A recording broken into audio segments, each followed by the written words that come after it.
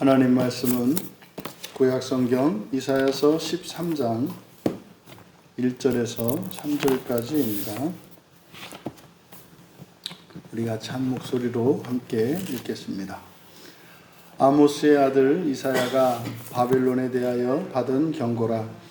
너희는 민둥산 위에 기치를 세우고 소리를 높여 그들을 부르며 손을 흔들어 그들을 존귀한 자의 문에 들어가게 하라. 내가 거룩하게 구별한 자들에게 명령하고 나의 위엄을 기뻐하는 용사들을 불러 나의 노여움을 전하게 하였느니라. 아멘. 바벨론에 대한 계시라는 제목으로 설교하고자 합니다. 우리말 성경에는 경고라고 이렇게 번역이 되어 있습니다만, 경고라고 번역한 이 마사라고 하는 단어는 우리가 앞에서 살펴보았던 잠언 30장과 31장에 그리고 아굴의 잠언, 그리고 르무엘 왕의 어머니의 그 잠언, 그때 잠언으로 번역되었던 그 단어가 마사입니다. 그래서 여기는 이제 경고라고 번역한 것은 이제 다분히 이제 이스라엘 민족은 구원받은 선택받은 민족이고, 그리고 이제 바벨론은 하나님 나라, 하나님이 선택하신 이스라엘을 이제 정복하고 공격한 나라이기 때문에, 그래서 심판의 대상으로 보고 있다는 그런 의미로 경고라고 번역을 한 겁니다. 그런데 지금 여기 13장에서부터 23장까지는 이스라엘 주변에 있는 10개의 열강들에 대한 하나님의 심판의 계시가 전해져요. 그래서 우리들은 이미 알고 있는 바와 같이 이 세상 어느 누구도 하나님께서 버려두지 않으시고 반드시 부활시키신다. 그래서 구약에 예고되어 있는 이런 저주와 심판에 대한 이런 계시의 말씀들도 그것은 구원의 일환인 거죠. 그래서 버린다는 그런 의미가 아니라 사실은 불순종과 불신앙에 대하여 예정되어 있는 하나님의 뜻을 이루실 것에 대한 말씀인 거죠. 그래서 우리말 성경에는 경고라고 번역되었지만 이거 이제 제가 계시라고 이제 번역을 한 겁니다. 그래서 1절을 좀 우리가 살펴보면 아모스의 아들 이사야가 바벨론에 대하여 받은이라고 번역했는데 이게 하자, 보다라는 뜻이죠. 보다. 이것은 예언하다, 앞일을 내다본다는 뜻도 되고, 그리고 지금 여기서는 사실 환상으로 본 계시죠. 환상으로 본 계시. 그래서 바벨론에 대한 그대로 직역을 하면 바벨론에 대한 계시라. 마사를 그렇게 번역을 한 겁니다. 그것은 아모스의 아들 이사야가 본 것이다. 이렇게 된 겁니다. 그래서 지금 이사야 13장 1절은 바로 바벨론에 일어날 바벨론에 일어날 미래의 장면을 눈으로 본, 환상으로 본 계시를 지금 전하고 있는 겁니다.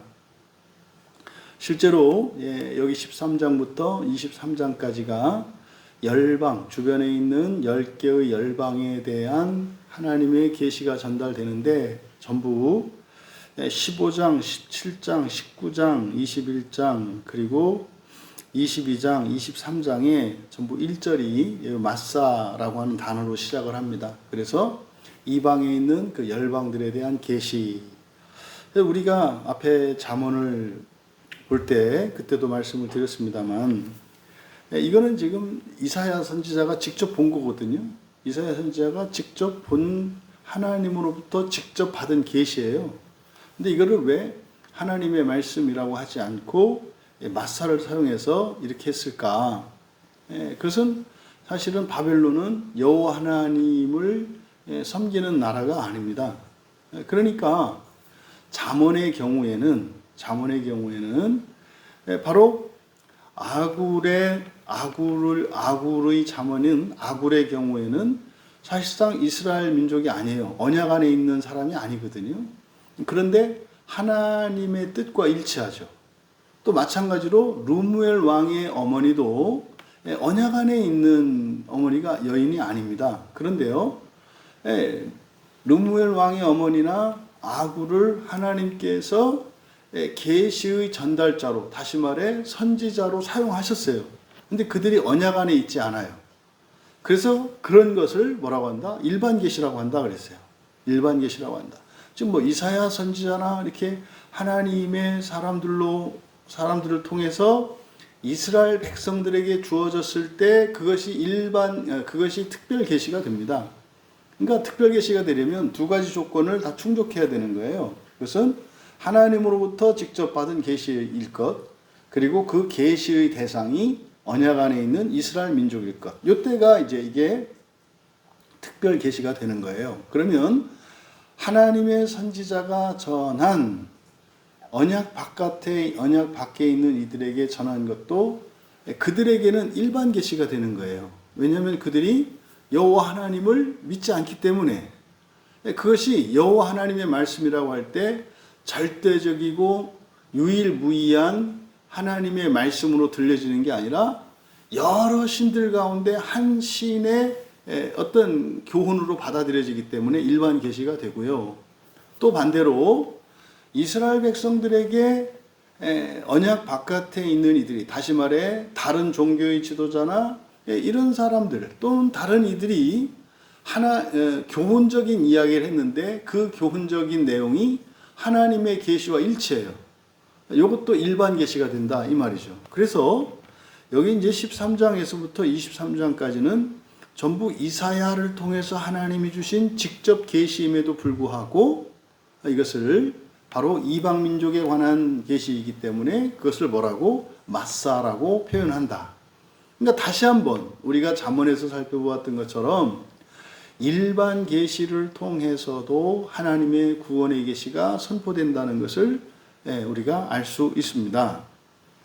그래서 하나님의 모든 계시의 목적은 구원이기 때문에 일반 계시도 구원 계시입니다. 다만 그것이 명확하게 나타나지 않을 뿐이죠. 하지만 13장부터 23장까지 있는 이 계시는 우리에게는 특별 계시예요. 우리는 이것을 이사야 선지자의 말씀으로, 또 우리는 예수 그리스도 안에 있기 때문에 우리에게는 이게 특별 계시예요. 하지만 이사야를 통해서 하나님의 특별 계시를 전해받았던 그들에게는 일반 계시인 거죠. 그래서 여기서 알 수 있는 게 뭡니까? 바로 이제 경고라고 번역한 것처럼 이것은 이스라엘 주변에 있는 이 열강들에 대한 하나님의 심판의 계시이지만 그 심판의 계시는 또 곧 이것은 뭐다? 구원 계시다라고 하는 것을 우리가 정리하고 넘어가야 합니다. 그러면 이제 2절과 3절에 보면은 2절에 너희는 민둥산이라고 되어 있는데요. 그러니까 민둥산 이게 샤파입니다. 샤파가 발가 벗기다라는 뜻이에요. 근데 이게 숭태, 니팔형으로 되어 있거든요. 그러니까 발가 벗겨진 이런 거예요. 그러니까 벌초된 산 이렇게 되는 겁니다. 그래서 발가 벗겨진 산 위에 깃발을 세워라 이렇게 돼요. 그러니까 발가 벗겨진 산 위에 깃발을 세우라고 하는 것은 나무가 있는 산에서 깃발을 세우면 깃발이 안 보이잖아요. 그러니까 여기서 발가 벗겨진 산이라고 하는 것은 잘 보일 수 있는 산이에요. 잘 보일 수 있는 산에서 깃발을 세우라는 겁니다. 이것은 이제 본문의 내용을 살펴보면 바로 심판하기 위한 하나님의 군대를 소집하라는 명령이에요. 하나님의 심판하기 위한, 다시 말해 바벨론을 심판하기 위한 군대를 소집하라는 거예요. 그래서 깃발을 세우고 하나님의 군대를 모으라는 명령입니다. 이사야에게. 그리고 이제 너희는 발가벗겨진 산 위에 깃발을 세우고, 이거는 이제 이사야와 선지자들이 해야 되는 일이고 그들에게 뭐뭐하게 하라 이렇게 됩니다. 그래서 이제 뒤쪽에는, 앞에는 이제 우리말 성경을 보면 너희는 민둥산에 길을 세우고 세워라 이렇게 되고, 그 다음 소리를 높여 그랬는데 이 소리를 높이는 대상이 너희가 아니에요. 이것은 그들입니다. 그들에게 소리를 높이는 것, 그리고 손을 흔드는 것, 이것은 전부 희피경입니다. 그래서 소리를 높이게 하라, 손을 흔들게 하라, 이렇게 되는 거예요. 그러니까 그들에게 시키라는 겁니다. 그러니까 2절에 있는 명령은 크게 두 가지예요. 첫째, 발가벗겨진 산 위에 깃발을 세워라. 그 다음에 두 번째, 그들에게 시켜라 해요. 그들에게 시켜라. 그들에게 시키는 것 두 가지입니다. 첫째, 소리를 높여 부르게 하라. 소리를 높여 부르게 하라. 그리고 두 번째는 손을 흔들게 하라입니다. 그러니까 목소리를 높여서 그리고 손을 흔들게 하는 목적이 뭡니까? 구원을 요청하게 하라는 명령이에요. 그러니까 군대를 먼저 모으라고 하셨고 동시에 그들에게 회개를 촉구할 것을 말씀하신 거예요. 그러니까 하나님이 심판을 준비하시면서 그냥 바로 심판하시는 것이 아니라 그들에게 회개할 기회를 주시는 거죠. 이게 지금 2절에 있는 내용입니다. 그러면 이제 2절의 끝에 우리말 성경에 그들을 존귀한 자의 문 이렇게 되어 있거든요. 존귀한 자라고 번역한 이 존귀한이 나디브라는 말인데 이 나디브가 출애굽기 35장 5절과 22절에서 여호와께 예물을 드릴 때 자원하는 자가 드립니다. 그 자원하다 이게 바로 여기에 존귀한 자라고 번역한 나디브예요. 그래서 이 고귀하다라고 하는 이 말의 사전적이고 어휘적인 가장 1차적인 의미는 뭐냐면 자원하는 자예요. 자율적으로 움직이는 자예요. 그래서 성경에서 고귀하다라고 할 때 이 나디브가 이렇게 존귀한 자라고 할 때 이 존귀한 자라고 하는 것은 자유로운 사람을 말해요. 자유로운 사람. 그래서 하나님께 예물을 드릴 때 자원하는 자만 드리게 합니다. 그래서 이 나디브가 이제 뒤에는 존귀한 자라고 번역이 돼요. 그러니까 여기서는 바로 자원하는 자들의 문을 들어갈 것이다. 그러면 바로 바벨론 백성들을 심판하실 것인데 그들로 하여금 구원을 요청하게 하라는 거예요. 그러니까 회개해서 돌이키라는 거죠. 그러면 그들은 자원하는 자들의 문을 들어가게 될 것이다. 여기서는 문을 들어가게 하라 이렇게 되어 있습니다만 여기는 희피령이 아니에요. 그냥 미완료 시제이기 때문에 들어갈 것이다 이렇게 됩니다. 그러니까 이것은 응답하시겠다는 말씀이고 또 군대를 모아서 심판을 준비하시는 것이나 또 그들에게 회개를 촉구하는 것이나 이것은 전부 뭡니까? 사실 그들이 회개하고 돌이키면 구원하시겠다는 말씀이에요. 그런데 그들이 구원도 그냥 구원이 아닙니다. 자원하는 자들의 문, 자원하는 자들의 문은 바로 이 자원하는 자들은 첫째 부활에 참여하는 사람들이에요. 그러니까 바벨론도 어떻게 할 수 있다? 첫째 부활에 참여할 수 있다는 거예요. 근데요, 심판을 통해서 부활을 시키든 아니면 그들이 회개하고 돌이켰을 때 첫째 부활할 수 있다는 거죠. 그러면요, 선지자를 통해서 이사야 선지자를 통해서 그들에게 소리를 지르고 손을 흔들어서 도움을 요청하게 해라. 이거는 실제로 요나 선지자를 통해서 아수르의 니느웨 성에 하나님의 심판이 선포되었을 때 그때 왕이 온 백성들이 통곡하면서 죄를 뿌리고 회개하죠. 그래서 그들이 구원을 받거든요. 그러니까 지금 바벨론도 똑같은 상황인 거예요. 그래서 여기에 지금 경고라고 번역되어진 이 경고라고 번역한 이 번역자의 의도는 바로 바벨론을 멸망시키고 심판하시겠다. 근데 이 심판은 구원의 과정으로서의 심판이 아니라 이제 징벌하고 영원한 형벌에 처할 것이라는 뉘앙스를 가지고 번역을 한 거예요. 근데 그게 아니다. 3절에 내가 거룩하게 구별한 자들에게 명령하였고 이게 그래서 명령하였고 이렇게 됩니다. 그래서 구별한 자 이렇게 되어 있는데 카다시의 수동태 강조형이에요. 푸알이라 그래서 수동 강조형 분사로 쓰고 있거든요. 그러니까 내가 구별한 자가 아니고요. 거룩하게 구별한 이것이 아니라 거룩하게 된입니다. 거룩하게 된 자들. 내가 나의 거룩하게 된 자들에게 명령하였고. 그럼 여기서 쭉 먼저 불러드리면 거룩하게 된 자들에게 명령하였고, 그리고 뒤에 부분은 나의 위엄을 기뻐하는 용사들을 불러 나의 노여움을 전하게 하였느니라. 이건 번역이 매우 잘못됐습니다. 그대로 직역을 하면 내가 나의 거룩하게 된 자들에게 명령하였고 또한 나의 진노를 위해 용사들을 불렀으니, 두 가지예요. 거룩하게 된 자들에게 명령하였고 또 나의 진노를 위해 용사들을 불렀으니, 이때 거룩한 자들, 거룩하게 된 자들, 첫째로는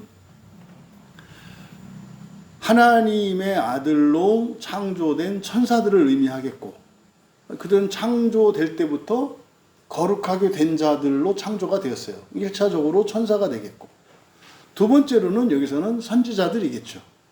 선지자들과 하나님께 택함을 받은 사람들이에요. 그러니까 지금 3절에 있는 내용은 나의 거룩하게 된 자들에게 명령하였고, 지금 이사야에게 명령을 주셨잖아요. 그러니까 선지자들을 나타내요. 선지자들에게, 또 뭐 천사라고 해도 뭐라고 할 수는 없습니다. 그 다음에 또한 나의 진노를 위해 용사들을 불렀으니, 이거는 바로 2절에서 발가벗겨진 산 위에 깃발을 세운 걸 말해요. 그러니까 선지자를 통해서 또는 천사들을 통해서 그들에게 명령하셨단 말이에요. 그 명령은 바로 뭐예요? 하나님의 구원의 메시지, 심판의 메시지를 전하는 거고요. 만약에 그렇지 않았을 경우에는 이제 심판하시기 위해서 진노를 위해 용사들을 불렀다 이렇게 돼요. 곧 나의 위엄을 기뻐하는 자들이다. 그러니까 거룩하게 된 자들이나 진노를 위해 부르신 용사들이나 이들은 나의 위엄을 기뻐하는 자들이다 이렇게 됩니다. 그러면 나의 위엄, 이 위엄이라고 하는 것은 빼어남, 특히 뛰어나심 이걸 말하거든요. 그러면 위엄을 기뻐한다는 게 뭐겠어요? 그러니까 하나님의 뜻이 성취되기를 기뻐하는 사람들이고, 그러니까 그들이 하나님의 뜻대로 그들이 구원되기를 기뻐하는 자들이에요. 그래서 메시지를 전하는 자들이나 또 심판을 위해서 모여든 용사들이나 이들은 무엇을 기뻐한다? 여호와 하나님의 뜻이 성취되는 것을 기뻐한다는 거예요. 그것은 심판이 되었든지 아니면 그들이 회개하는 것이 되었든지 바로 하나님의 뜻이 이루어지기를 기뻐하는 자들이다 라고 말을 하는 겁니다. 여러분, 이사야는 바로 우상숭배와 그리고 우상숭배로 세속화되었던 이스라엘과 유다에 대한 구원의 메시지, 그래서 심판과 그리고 회개를 촉구하고 회복에 대한 메시지를 이제 11장, 12장까지 말씀하시고, 그리고 이제 13장부터 23장에 걸쳐서 바로 이스라엘과 유다를 회개시키기 위한 막대기와 회초리로 사용하셨던 열방들에 대한 구원을 말씀하시는 거예요. 그러니까 하나님의 언약의 백성이 부패하고 타락하여 사명을 저버렸을 뿐만 아니라 심지어 자신들에게 주어진 특별한 선민의 특권, 그 첫째 부활의 약속이거든요. 그것을 버린 그들을 회복시키기 위하여 주변 열방 국가들을 사용하고, 그리고 마침내 그들을 구원하시는, 이게 딱 우리가 지금 로마서에서 봤던 얘기예요. 그들의 넘어짐으로, 그들의 실족으로 구원이 열방에게로 흘러갔다는 그 이야기가 지금 우리가 보고 있는 이사야 13장에서부터 시작되는 내용입니다. 그래서 바로 바벨론에 일어날 멸망의 환상을 본 거죠. 그래서 그것을 피할 수 있도록 또 멸망할, 다시 말해 심판할 군대를 모으게 하셨고, 하지만 그것은 예정이에요. 뭡니까? 멸망을 피할 수도 있다 이 말이에요. 그래서 이 바벨론에 대한 그 멸망의 환상을 본 이사야는 그거를 고소해하거나, 그렇지 이놈들 우리나라를 침략해서 우리나라를 멸망시키면 하나님이 벌 주시지, 이렇게 생각할 수도 있는데 이사야는 그렇게 생각하지 않은 거예요. 이 바벨론에 대한 멸망의 환상을 보여주셨는데 이사야는 그걸 보고 통쾌한 것이 아니라 뭐 했다고요? 그들에게 가서 복음을 전하고 회개를 시켜야 되겠구나. 하나님이 이를 또 구하는. 이거는요, 하나님께서 그래서 직접적으로 이렇게 말씀해 주신 것이 아니라 이사야는 환상을 봤는데 거기서 해석을 해낸 거라고요.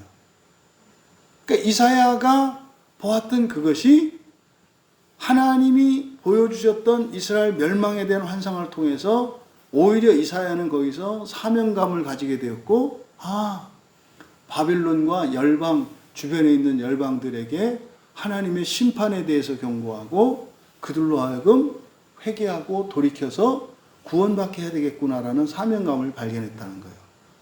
그래서 하나님의 계시임에도 불구하고 직접적인 계시라고 하지 않고 마사라고 하는 것은 바로 뭡니까? 앞에서 말씀드렸던 것처럼 아굴의 잠언이나 르무엘 왕의 잠언과 같이 이것은 직접적으로 보았던 환상을 통해서 깨달았던 이사야의 교훈이기 때문에 그렇습니다. 여러분들이 현상에서 일어나는 어떤 사건들을 보았을 때, 예를 들어서 원수에게 멸망하는 일이 이렇게 일어난다는 걸 여러분들이 알게 됐어요. 그때 이사야는 그래서 그들의 멸망을 단순히 보는 것이 아니라 그것을 구원의 과정으로 봤다 이 말이에요. 오늘날 그리스도인들에게 경종을 울리는 말씀이에요. 성경에서 하나님이 이렇게 진노하시고 멸망하시고 지옥불에 던지고 하는 이런 것을 보았을 때 어떤 사람은 영원한 유기로 보여지는 사람이 있고, 어떤 사람은 거기서 지독한 하나님의 사랑을 본다고요. 반드시 구원하시는구나. 반드시 모든 죄는 다 없애시는구나. 그래서 이중적인 해석이 나온단 말이에요. 그러니까 지금 바로 선지자 이사야의 깨달음은 바벨론이 멸망하는 환상을 보았던 이사야 선지자의 이 깨달음은 그들에게는 뭐가 돼요? 복음이 된다고요. 그래서 여러분들이 성경을 통해서 이 세상에 대한 어떤 요즘에 그런 얘기 많이 하잖아요. 전쟁에 대한, 그리고 지진에 대한, 그리고 전염병에 대한. 그래서 이거 종말의 징후다. 여러분, 그 종말의 징후라고 말을 할 때 두 가지 반응이 있어요. 이제 드디어 못된 놈들은 영원한 지옥에 던져지는구나. 이렇게 생각하는 사람이 있고, 또 한편으로는 저 사람들도 구원받을 사람들인데 지옥을 거치지 않고 구원받을 수 있도록 회개를 촉구하고 복음을 전해야 되겠구나. 이사야 선지자에게 있었던 그 깨달음이 우리들에게도 깨달아질 수 있기를 바랍니다. 그래서 원수의 멸망조차도 기뻐하지 않고 그것을 긍휼히 여기고 그들이 회개하고 돌이켜서 정말 지옥을 피할 수 있도록 하길 바라시는 그 하나님의 합치된 그런 선지자적 사명을 감당할 수 있는 우리 모두가 되시기를 주님의 이름으로 축원합니다. 존귀하신 하나님, 이사야 선지자가 하나님께서 보여주셨던 바벨론의 멸망하는 미래에 대한 환상을 통해 그들을 구원해야 되겠다라고 하는 사명감을 가졌던 것처럼 저희들의 마음도 하나님의 마음을 공감할 수 있도록 도와주셔서 사람과 이 세상의 기준에 따라 이 세상을 정죄하고 심판하는 것이 아니라 오히려 심판받아 마땅한 이들의 그 고난 속에서 애통해 하시는 하나님의 마음을 공감하며 그들을 회개하고 돌이켜 하나님의 진노와 심판 아래 고통을 피할 수 있도록 복음 전하는 사명을 가질 수 있는 저희들 되게 하옵소서. 그래서 마지막 한 사람 원수까지라도 구원하고자 하는 사명감을 가지는 그리스도인들 되게 하셔서 하루속히 이 시대와 모든 세상이 기뻐하시는 하나님의 첫째 부활의 구원을 향하여 한 걸음 더 나아갈 수 있도록 이 시대의 그리스도인들을 변화시켜 주시옵소서. 감사하며 예수님의 이름으로 기도하옵나이다.